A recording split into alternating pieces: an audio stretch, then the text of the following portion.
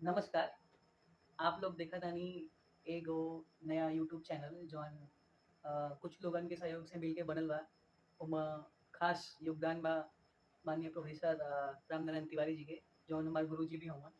और ई ओपे हम लोग कुछ चर्चा करली एक-दूसरे से। जैसे कि हाल-फिलहाल में एगो नया मुद्दा चलल बा भारत में, वोट चोरी के, जेके विपक्ष काफ़ी संसद में भी और ई देश के अलग-अलग राज्य में भी जहाँ चुनाव होखे वाला बा, ओइजा लेके चलता ई समस्या के, और जनता के एकरे प्रति जागरूक करता कि कैसे वोट चोरी भइल ह, का भइल ह, ओमा का ना ह, सही है कि ना ना सही ह।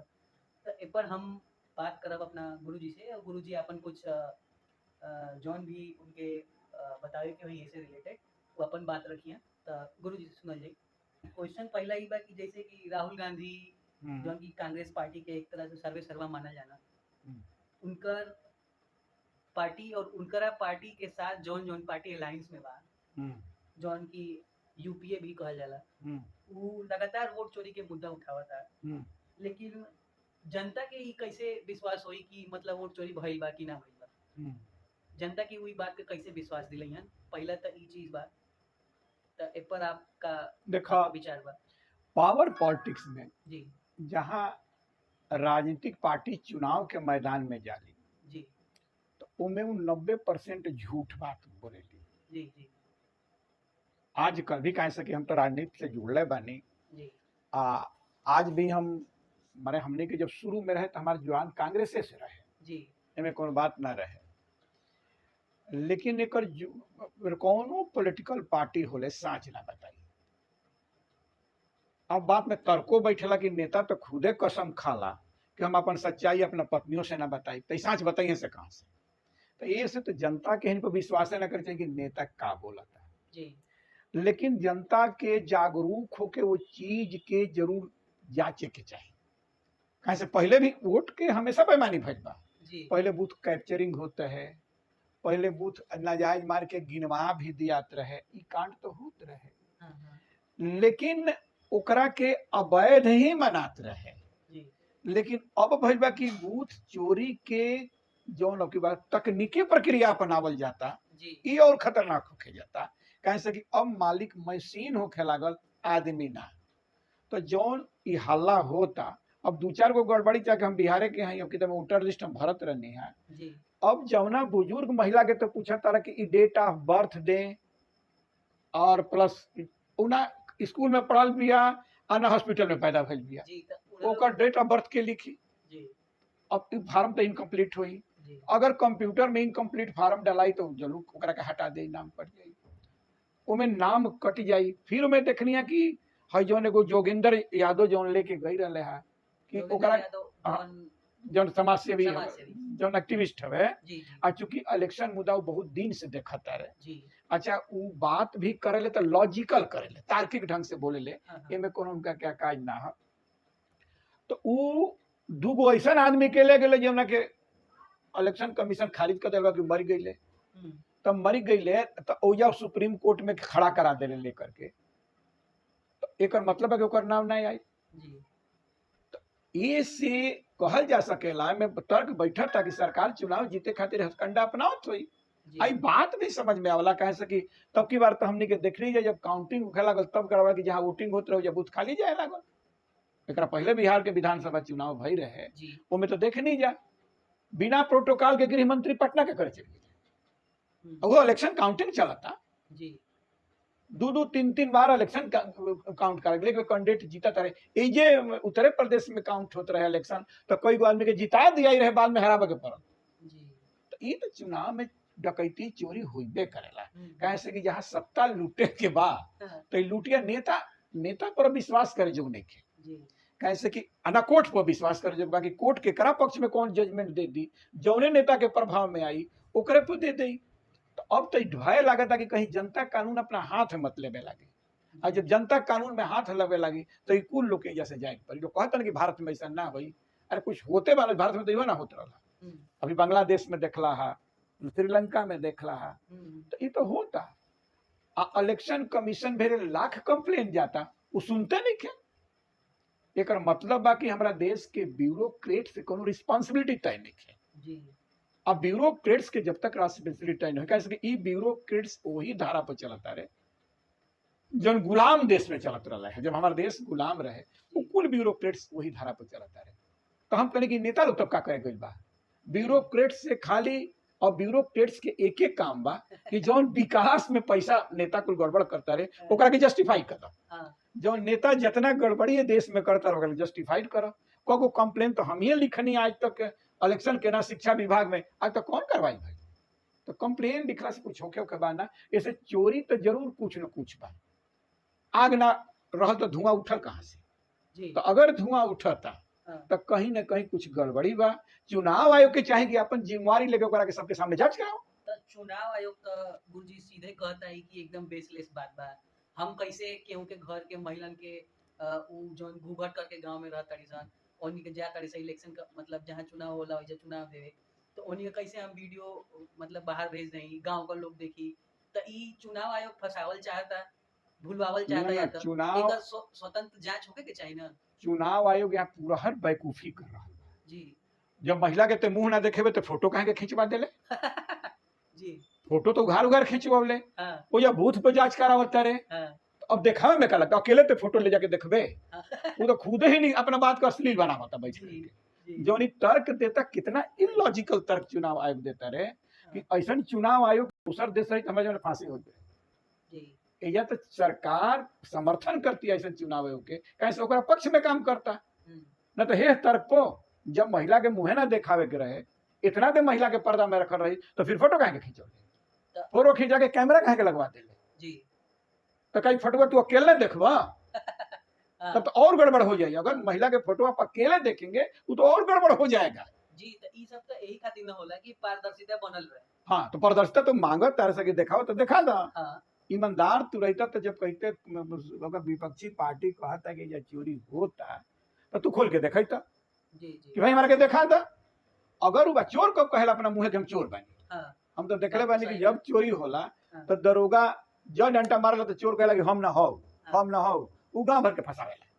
वही तरी चुनाव आयोग एकदम साफे बुझाता कि गड़बड़ा तो गुरुजी आपके नहीं लागत कि जैसे जितना विपक्षी पार्टी बाड़ी सर वो ई वोट चोरी वाला मुद्दा के बहुत प्रचार प्रसार करत रही सर तो उन्हीं के कुछ कानूनी प्रक्रिया भी अपनावे के चाहिए जैसे सुप्रीम कोर्ट में जाए के चाहिए। सुप्रीम कोर्ट में तो गए रहे तो बहुत सोच रहे तो चुनाव आयोग के खिलाफ कुछ कइल जाए ऐसे कुछ ठोस कदम अब उठावे के समस्या चाहिए। ही बा ना कि जनता यहाँ ये चाहेगी जब शासन ना माने जी तो जन आंदोलन करे के चाहिए।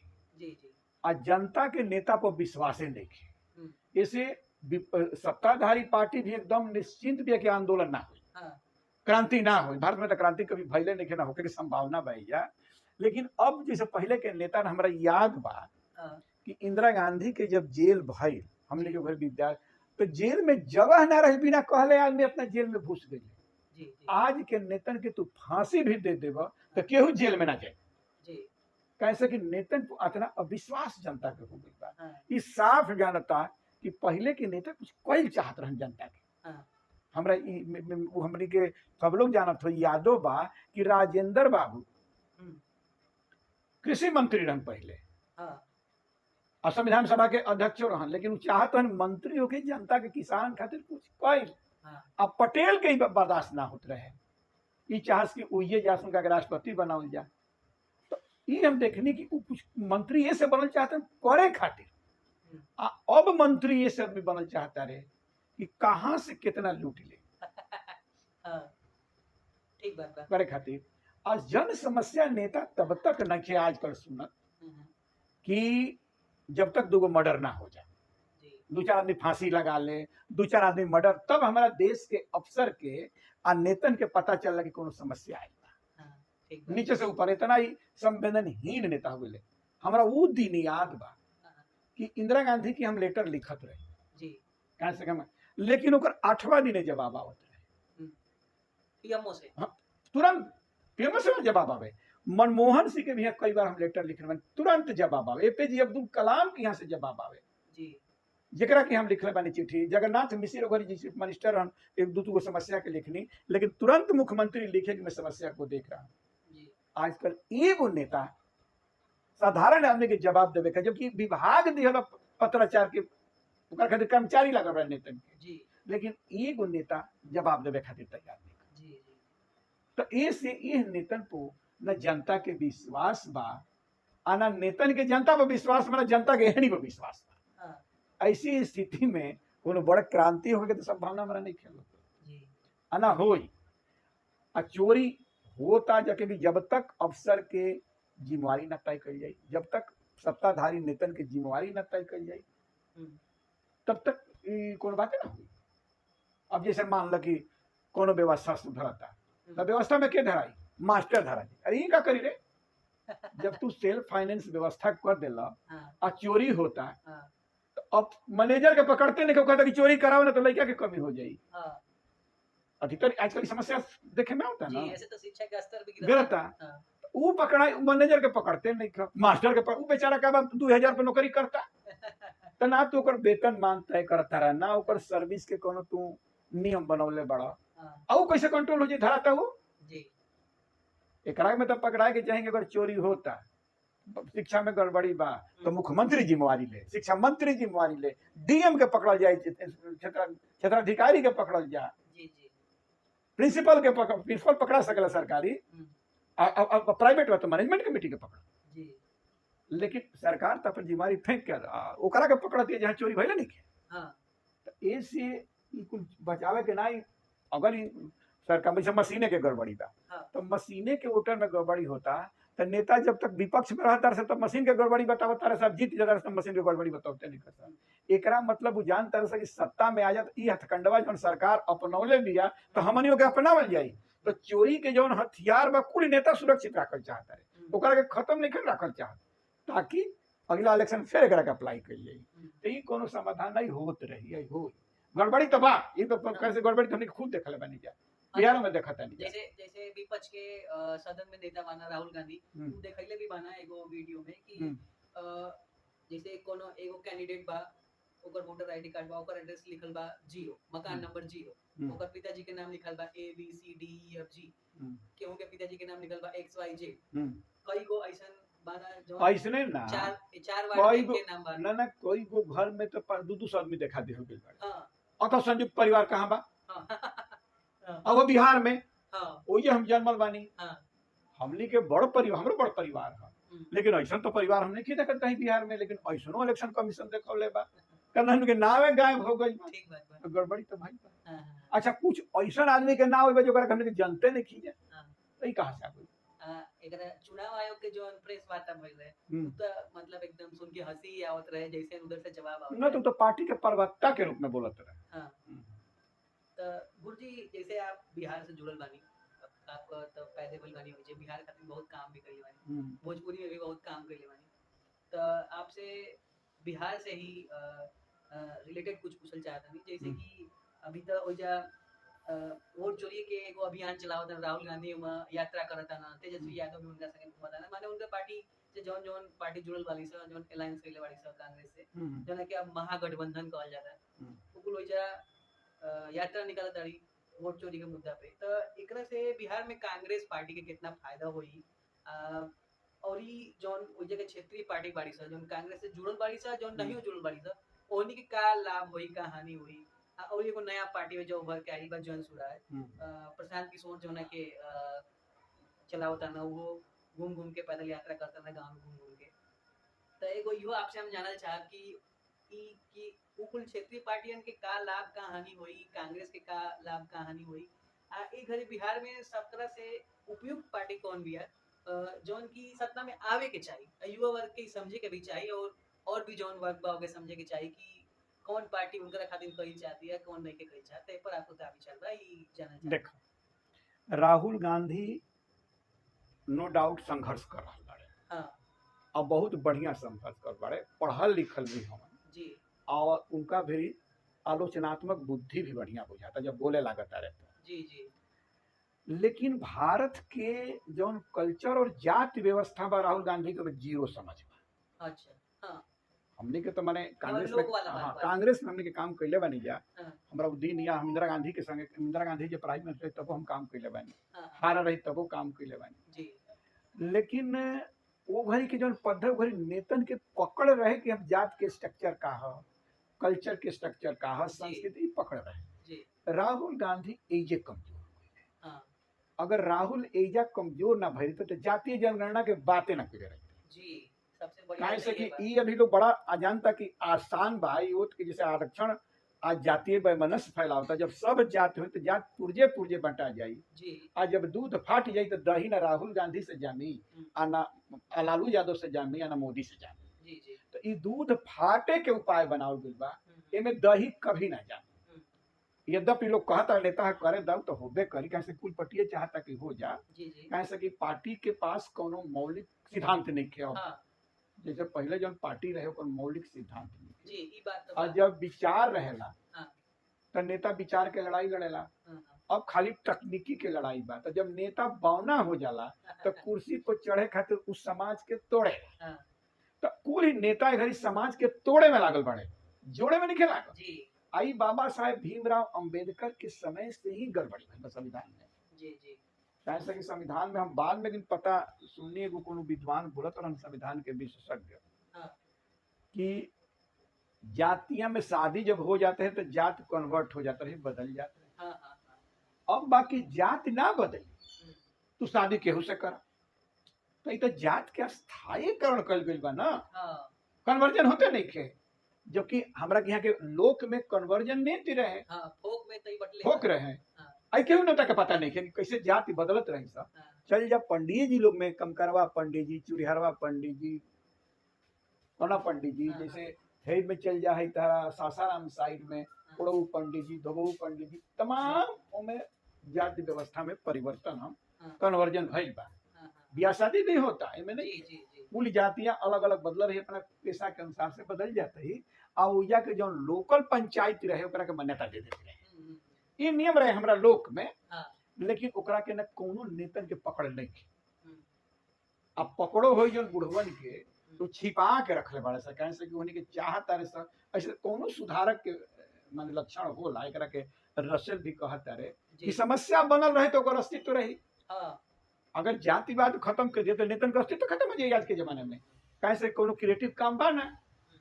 तो ई जातीय के मुद्दा उठाइए सर, न शिक्षा के मुद्दा उठावे के बा, न तोहरा स्वास्थ्य के मुद्दा उठावे के बा, न सुरक्षा के मुद्दा उठावे के बा। मुद्दा अगर उठावे के बा तो हिंदू मुस्लिम जात पात और कौन मुद्दा उठावे के बा। जी। तो नेता चाहिए से कि बटात रहे, लेकिन अब राष्ट्रीय पार्टी राहुल गांधी बा। हाँ, हाँ। वो खाली अपना बापे के इतिहास देख लेस कि एकरा पर 1.5 घंटा पार्लियामेंट में बोला रहा। हाँ, राजीव गांधी। हाँ, जातीय बंटवारा के कांग्रेस के पक्ष में कभी ना रहा। जी। और वही विपक्षी के आरोप रहे कि कांग्रेस के पक्ष में ना रह, फिर भी ले बढ़ते। ये उनका आंदोलन से मजबूत अगर बिहार में हुई तो तेजस्वी हुई, हाँ। कांग्रेस मजबूत ना हुई, अच्छा। कांग्रेस कमजोर हुई। ठीक बा। कैसे कि कांग्रेस जमीन पर कांग्रेस के कार्यकर्ता जो संगठन बा वो या ओकर कैंडिडेट नहीं तो ओकर प्रचार ना हुई। हाँ। अतना तो ना हुई कि आदमी लाग जाला। हाँ, हाँ। राहुल गांधी, अच्छा राहुल गांधी के अगर जातीय स्ट्रक्चर रही तो बक्सर के सीट कांग्रेस के दियल चाहता है, हाँ। लेकिन जब समझौता होला उनका तो देख लो मैंने कि आरजेडी के जाला। हाँ। जबकि बक्सर के बगैर कांग्रेस के सीट दिया तो कांग्रेस में आज जो जातीय स्ट्रक्चर है सबड़ चढ़िए तो भाजपा हाथ जाइए। हुँ। लेकिन ये तो संयोग सब की में जीतले हार कुछ वोट चढ़ल है ना, तो जब हमेशा हम देख ले कि भाजपा निकल जाती है। हाँ। तो ये से कांग्रेस के फायदा नहीं कि कांग्रेस के जो ग्राम स्तर के इकाई बा, हुँ, हुँ, हुँ। ब्लॉक स्तर के इकाई बा, हाँ। जिला स्तर के इकाई मुर्दा के रूप में जियता, ग्राम और ब्लॉक के तो टूट के खत्म हो गई बा। हाँ। आज जब तक नीचे से ऊपर कोनो पार्टी के इकाई ना रहे तो ऊपर खाद देवे करो पेड़ पौधा में, नीचे देवे मत करो, हाँ। उससे फायदा नहीं खे। हुँ। तो कांग्रेस के तो वैसे फायदा हमारा दृष्टि से नहीं लागत, कैसे कि जब बढ़िया से ईमानदारी से बतावल जाता जी। तो कांग्रेस के में हमारा देखे से फायदा नहीं खे लिखल। और दूसरा बाकी ऐसे क्षेत्रीय पार्टी ही मजबूत होता रही, हाँ। राष्ट्रीय पार्टी कमजोर होता रही सब। अच्छा। अच्छा, हमनी के सिद्धांत पर बधाई रही कि राष्ट्रीय पार्टी सत्ता में आवे के चाहिए, हाँ, हाँ, हाँ। लेकिन अब ये संभव नहीं थे। उत्तर प्रदेश बिहार में दोनों में हाँ। क्षेत्रीय पार्टी, बंगाल में भी क्षेत्रीय पार्टी तो मजबूत भी है उत्तर प्रदेश में तो गुरुजी राष्ट्रीय पार्टी बा भाजपा। बा, लेकिन अभी तुम्हें कैसे कैसे जीता था जो इलेक्शन आई तो हम देखा था कि वो ये मामला ये आवत है हाँ, हाँ, हाँ। जो स्थिति देख रहा बानी। हुँ, हुँ। लेकिन बिहार में जो बा ये तो बुझाता कि फिर राष्ट्रीय पार्टी ही कोनो न कोनो सत्ता में आई, हाँ, हाँ। भले क्षेत्रीय पार्टी ही सत्ता में आई। हाँ। राष्ट्रीय पार्टी की सत्ता में आई बड़ी मुश्किल बा बिहार में, कहे से कि अच्छा राजीव गांधी के प्रयास, राहुल गांधी के प्रयास से हाँ, लालू मजबूत हो जी, हाँ, लेकिन कांग्रेस हमारा नहीं, कांग्रेस के जो संगठन बा नीचे से टूट गया। हाँ, आई गलती कांग्रेस अगर अकेले लड़ी हम्म, तो जरूर बढ़त पड़ा, अकेले लड़ी तो कांग्रेस के जरूर राहुल गांधी के आंदोलन काम में आई। लेकिन राहुल गांधी, क्योंकि भाई दोनों पार्टी अपनी अस्मिता खातिर हुई, खुद जो समर्थन और गठबंधन में खुदे ना चाहिए कि जीते, हाँ, ज्यादा जीती है तो हमारे से ज्यादा मार मार करी है। तो अपना तो पॉलिटिशियन के ज्ञान होके के चाहिए कि जरा से हम संगठन करता नहीं वो हमें कितना मदद करती है जी, तो जैसे उनका कोनो फायदा नहीं किया। अब दूसरा बात कि बहुत बढ़िया पार्टी बाड़ी, तो जब दो तीन गो पार्टी या दू गो पार्टी जब बिहार में चलत रही जरा पर अभी कुछ विश्वास कही जा सके, हाँ, जन अभी सत्ता में नहीं भाई, और सबके भी टेस्ट कर ले बा। हाँ, हाँ, नीतीशो जी के देखा नहीं जा, हाँ, मैं लालू लालू के देखते बन जा। कांग्रेस हमारे पहले रहे बाद तो कांग्रेस बहुत दिन से अबे ना, कांग्रेस के कैला के बाद जितना नौकरियार हम रिटायर हो गए कांग्रेस के ठीक कैला के बाद, तो अब जो पार्टी भी है ये रियली समस्या के समझता ओमे सुराज पार्टी आवती है, जन सुराज पार्टी। ओकरा में बस यही कमी बा कि जो आदमी लेता वही में के भगोड़वा निकल लेता। हाँ, जैसे अबे जैसे कुल पटिया दूषित हो जाता रही, हाँ, उनका अभी खोजे के चाहिए आदमी। हाँ, आदमी अपने से ना आए, हाँ, हाँ, जौन स्वाभिमानी और जौन आदमी मजबूत काम करे वाला बाड़े, जेकरा जनता दिया वो अपने से ना आवत। हमने के याद बा कांग्रेस में काम करत रही जाता कि कोनो नेता आ जा, हमार बड़ा नेता, तो हमने के गांव पर घूम घूम प्रचार करी जा कि हमार बड़े बड़े बुद्धिजीवी के बड़े बड़े आदमी के ई नेता जौन बड़े तहरा के बोलावले झूठ है, वो बोलावत ना रहन, झूठ है। तो मानिंद व्यक्ति चल आवस, आ वो व्यक्ति आवस तो हमने के अपना नेता से बात करा दी जा, अब वोट पक्का हो जा जी, वोट पक्का हो जाता है। ये कनेक्टिंग पॉइंट सुराजो पार्टी में देखिए। हाँ, जैसे कुछ कुछ तो ले ले बाबू, जैसे बीजेपी से अपन निकलना ना, कश्यप महाजानी हाँ, हाँ, ओकर कोनो सिद्धांत ना है। हाँ, तो ये तरीके आदमी के जैसे अन्ना हजारे के हाल हो गई, हाँ, तो वही होता कि अगर बढ़िया आदमी ना लेबे तो कहीं प्रशांत किशोर कहीं केजरीवाल ना बन जाए। तो एकरा को तो गुरुजी बहुत प्रशांत किशोर से ना कांग्रेस जैसे शिक्षा की बात करता है, हाँ, लेकिन शिक्षा में पहले बाकी प्राइवेटाइजेशन खत्म करो तब जाके शिक्षा सुधार। प्राइवेट हो तो वेतन ना देवे तो सरकार के पॉलिसी के ना मानी जी, अगर चाहबा कि प्राइवेट सेक्टर से हम दे करके शिक्षा सुधार दी हाँ, तो ई बेवकूफी है। लोक में कहल गइल बा कि हम दुल्हा के चाची त नेग लागे त केहू ना, नेगवा ना देवे त केहू ना, हाँ, हाँ, उहे हाल बा।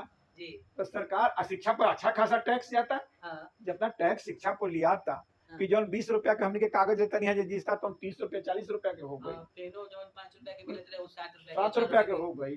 तेकर मतलब है कि शिक्षा पर बहुत ज्यादा टैक्स दे तो ये पैसा कहाँ जाता। और भी बाकी अगर शिक्षा तारा सुधारे के बाद झूठ मूठ के शिक्षा जन कल्याण दे करके कहा तारा 30-13 रुपया ट्यूशन फीस रख ले डिग्री कॉलेज में, 4 रुपया फीस रखता है, अरे 100 रुपया महीना रख दो, विकास शुल्क कम कर दो, पैसा आ जाए।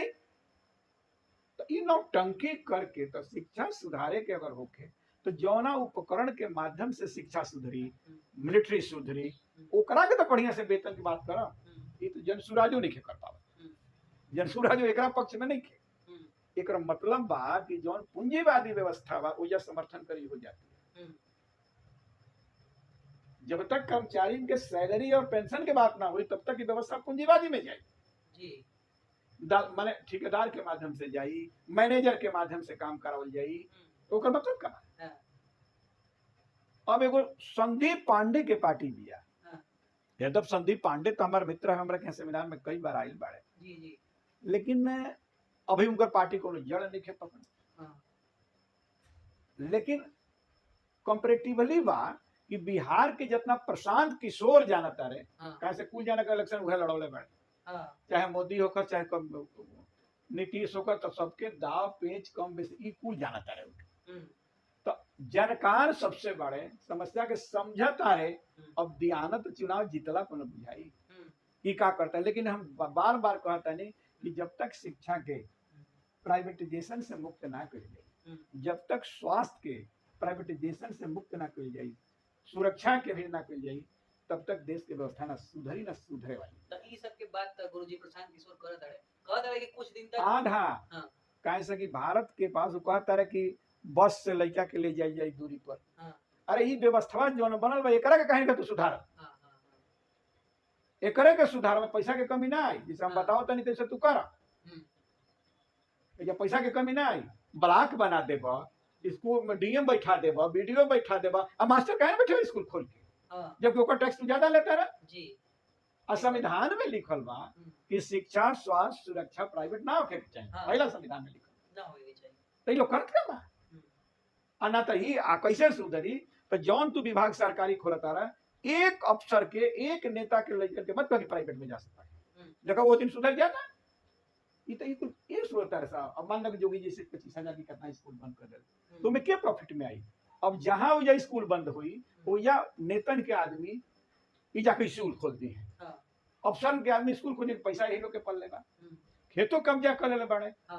अभी देखता रहे कि कौन स्टेट के बिहार में औरंगाबाद में जमीनिए कौन तो 28,000 में कहा दूसरा के दे दिले सब, ये का बा अफसर में कौन कौन जाके डीएम अभी वीडियो में ठीक है सीओ को एफआईआर दर्ज करके आदेश दे लेबा। जी जी अरे जमीन रजिस्ट्री हो गई, तू कहाँ बैठे रहेगा। हाँ ये सारे चीज जब तक एजा जिम्मेवारी ना हुई ना तब तक ना हुई।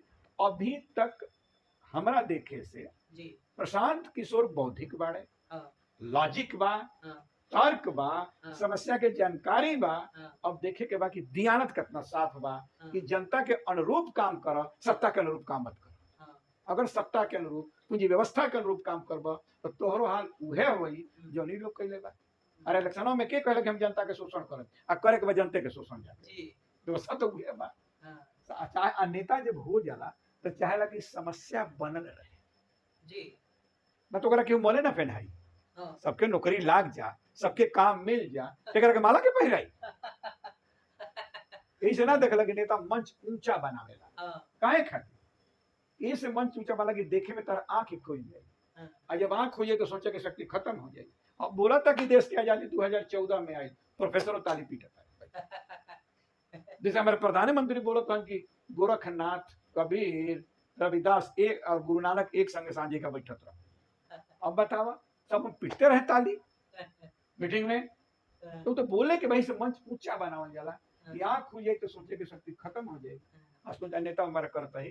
तो जहां तक ऑन दी होल हमारा बुझाता कि बिहार में अभी कंपैरेटिवली कुली पार्टी से जन सुराज पार्टी जो दिया ई अभी बाकी ऊपर नेता के जानकारी बा दुनिया के, लेकिन ओकरा समर्थन करे लगे जानकारी नहीं। हाल कुछ कांग्रेस के बा, कांग्रेस के पास राहुल गांधी में कोनो दिक्कत नहीं है, लेकिन जितना जिला कांग्रेस कमेटी के अध्यक्ष बैठे बड़े ये कुल एरिया से बड़े, अब ब्लॉक से लेकर के हम देखते हैं पैसा दे दे मेंबर अपने बना देता है, कंप्यूटर पर चुनाव दिखाता जरा संगठनात्मक चुनाव हो गए, एक पब्लिक यहाँ नहीं खन जा तो कितना पार्टी मजबूत रही। जब सच्चाई बताओ तो जन पार्टी की स्थिति बा कहीं से पटिया में हम काम के लिए बनी, आजकल ना हटल बनी वो पार्टी में हम काम के लिए बनी, तो मामला ये जाएगा। तो सुराज पार्टी अभी ठीक चलता, संदीप पाणे वाली पार्टी अभी पूरा पकड़त नहीं है, लेकिन संदीप पाणे ईमानदार आदमी, थोड़ा सा झुकाव उनका माने का कह जाई कम्युनिज्म के तरफ जाला, कम्युनिस्ट के तरफ जाला, लेकिन भारत में कम्युनिज्म डेवलप ना हो पाई। कैसे कि भारत के संस्कृताइज ब्रेन है और संस्कृताइज ब्रेन में समावेशी हुई इमोशन के भारत नकार ना पाई, और मैं भौतिकता से ज्यादा थोड़ा सा सूक्ष्म सत्ता में विश्वास भारत करेला, तो सूक्ष्म सत्ता वाला और कम्युनिज्म के सूक्ष्म सत्ता में कोई विश्वास है ना जी, तो कहाँ से विकसित हो पाई ये मामला। तो इस समय फिलहाल में जितना पार्टी चलता है बिहार में वो सबसे उपयुक्त जन सुराज पार्टी, एकरा के हम माने एक बुद्धि धर्मी होके के नाते ऐसे हम समर्थन करके नहीं करत, लेकिन जौन बुद्धि धर्मी होके के नाते मामला ही ठीक है। तो अब हमने कई साक्षात्कार हो गई बात कि बंद करता है हमने का आप लोगों के गुरुजी के विचार सुने के मिलल हुई कई सारा मुद्दन पर। अब आप लोगों से धन्यवाद।